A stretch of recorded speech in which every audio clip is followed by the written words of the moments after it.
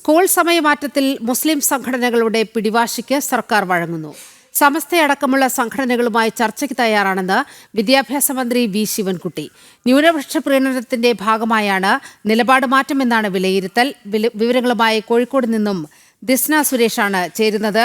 ദിസ്ന, ഇന്നലത്തേതിൽ നിന്നും വളരെ വിഭിന്നമായൊരു നിലപാട് വി ശിവൻകുട്ടി എടുക്കുകയാണ്. ഇന്നലെ വരെ അത്തരത്തിൽ ഒരു വിട്ടുവീഴ്ചയ്ക്കും തയ്യാറല്ല എന്ന് പറഞ്ഞുകൊണ്ടിരുന്ന വിദ്യാഭ്യാസ മന്ത്രി ഇപ്പോൾ ചർച്ചയാകാം എന്ന് പറയുകയാണ്.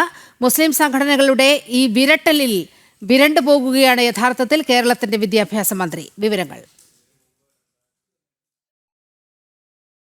നീലിമ സൂചിപ്പിച്ചതുപോലെ തന്നെ ഇന്നലെ വരെ നിലപാട് മാറ്റില്ല എന്ന് പറഞ്ഞ വി ശിവൻകുട്ടിയാണ് ഇന്നിപ്പോൾ നിലപാട് തിരുത്തി പറഞ്ഞിരിക്കുന്നത്.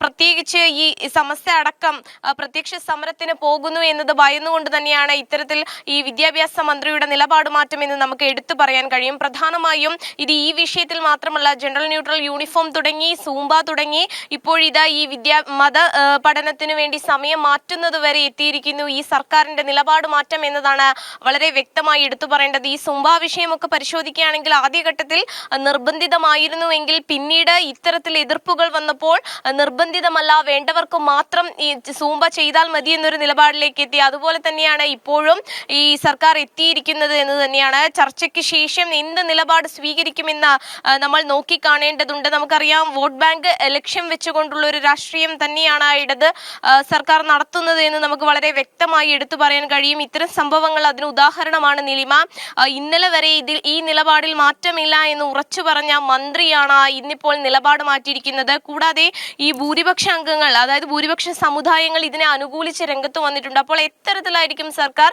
ഇത് സംബന്ധിച്ച് നിലപാടെടുക്കുക എന്നത് നോക്കിക്കാണേണ്ടതുണ്ട്.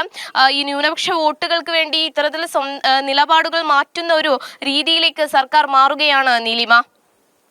ശരി, ദിസ്നയാണ് വാർത്തയുടെ വിശദാംശങ്ങൾ പങ്കുവച്ചത്.